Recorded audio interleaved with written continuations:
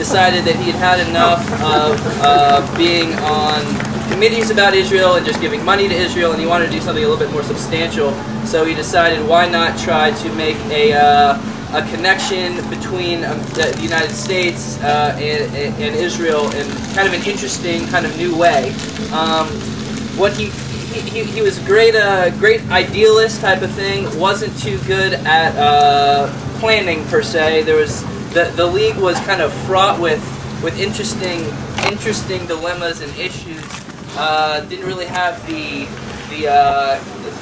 safety precautions. Actually, the MLB, they had a guy come over from the MLB and told him, you need to wait another year before you put on this league. He said, I'm not going to do it, and they threw everyone together in the summer of 2007, brought over about 120, maybe 150 if you add coaches and everyone else, and we decided to play baseball in Israel, kind of as a intercultural type of thing.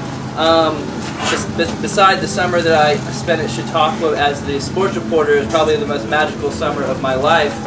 6 teams, representing six different areas, 3 ballparks, and a whole lot of fun. People, very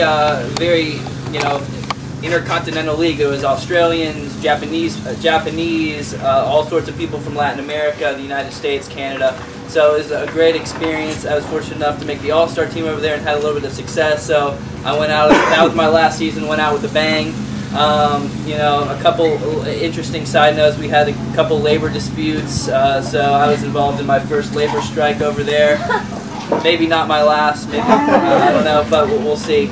So it's just a great experience, a way to continue playing baseball. And I guess the moral of the story is really don't want to rush into forming a baseball league in a foreign country because the devil was definitely in the details. Despite us having a great time, there's all these little things that kind of come up. But it was a tremendous experience.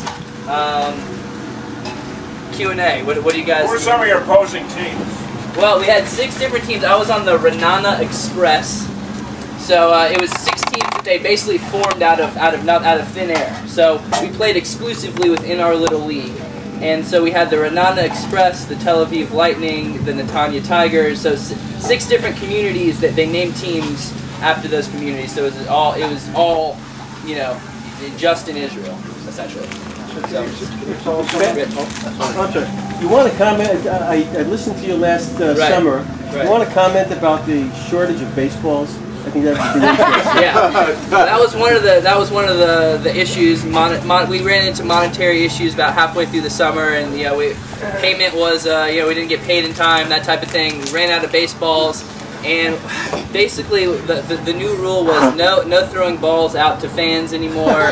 Every home run that was hit had to be returned. They actually told us we were going to get fined if we made away with baseballs or had to gave them out to little kids. So that was kind of the issue.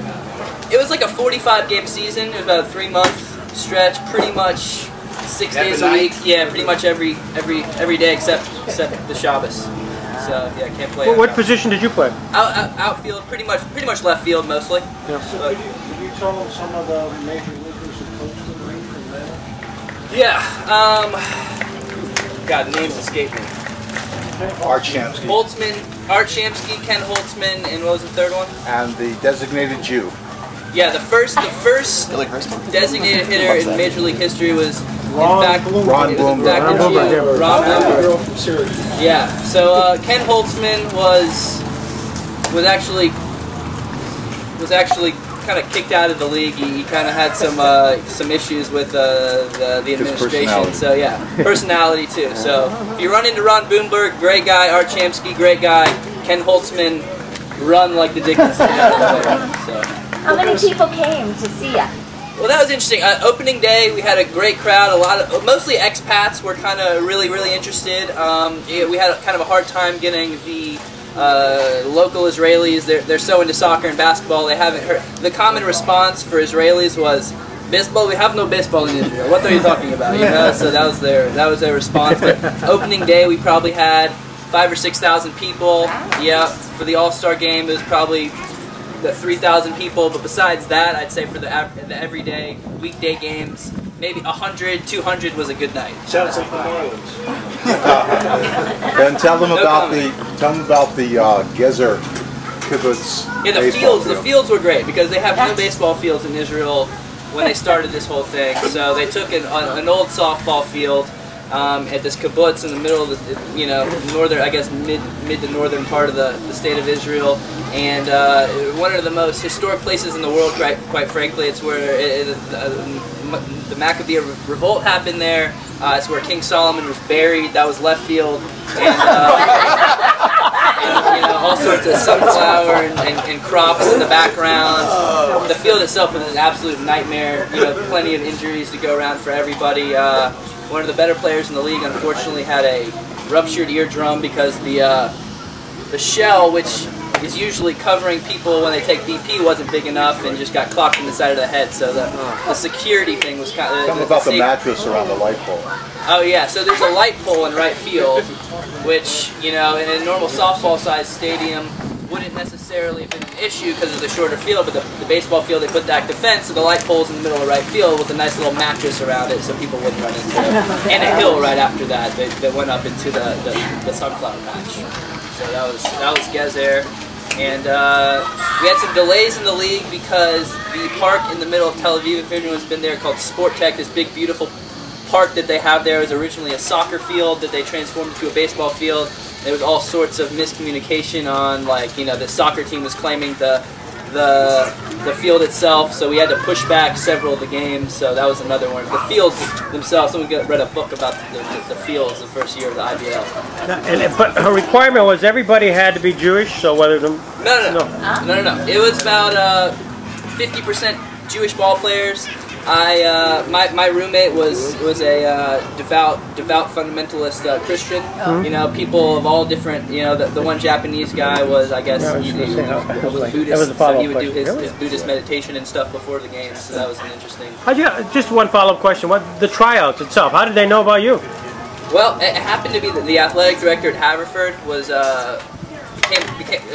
asked to be on the board of this thing. He's kind of a very connected in the Jewish community in terms of athletics. So basically, emails were sent out to all the Jewish ball players in the States, and I flew down to Miami, and there was tryouts in Boston, Miami, Dominican Republic, Israel, California, maybe someplace else. And so the guy who headed up the whole player side of thing was Dan Duquette, who was the ex GM of the Expos in Boston. So on the outside of things, it looked like all the people were in the right place. Unfortunately, things don't work out as they should always. But Dan Duquette was great to have his face on the thing. So he was involved in picking out ball players and stuff like that. So you had one over the fence ever? 5. Oh, wow. Yeah. Where did you all live? And tell us about your labor dispute. Yeah, so we lived what basically amounted to a kibbutz / boarding school multi-use facility outside Tel Aviv called Hakfar Hayarok, which means the Green Village. Is kind of a boarding school based around green agriculture and stuff like that.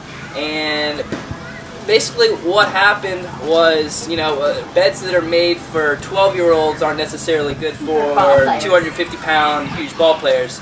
So we slept on these wooden plank things with a little foam mattress about that big, and had no ice for the first 2 weeks, which is kind of a big issue, big problem. So basically everyone said, if you guys don't get us ice here tomorrow, that nothing's going on. You know what I mean? So without we had a great a huge bald Israeli guy named Tiger who was our league masseuse, and without him, I guarantee you that I would not have made it through a third of the season. So he was one more. Who's got a great? What were the ranges of salaries? There was not. The range of salary was 0. Everyone got paid about $2,000 for the summer. So living expenses essentially. So thank you. Thank you.